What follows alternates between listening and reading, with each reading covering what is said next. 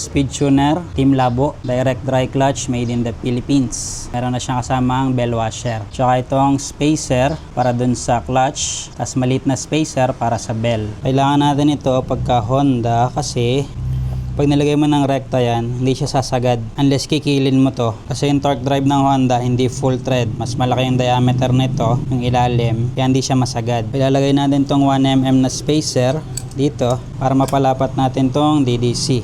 Lapat na lapat siya. Tapos saka natin lalagay yung torque drive nut. Tapos itong maliit na washer na to, doon naman yan nakapatong sa bearing, yung radial bearing ng torque drive. Patong mong ganyan. Tapos dyan naman lalapat yung bell. Ito, itong surface na to. Dyan nakalapat yan. Para naman yan bumalik sa dating clearance na sinet nila. Kasi ito, umangat ng 1mm pa ganun. So ang tendency is lalapit siya dito ng 1mm. Kaya nag-provide sila ng 1mm na washer na yon. Para naman ito, umangat din. Para same pa rin yung clearance niya. Sa Yamaha, alam ko hindi na kailangan nun kasi full thread na yung male torque drive nun. Pero alam ko meron pa rin kasama. Kaya yung purpose nun, dalawang washer. Para dito, tsaka para dito. Para nga mapalapat natin yung DDC dito sa male torque drive. Hindi mo na kailangan kikilin.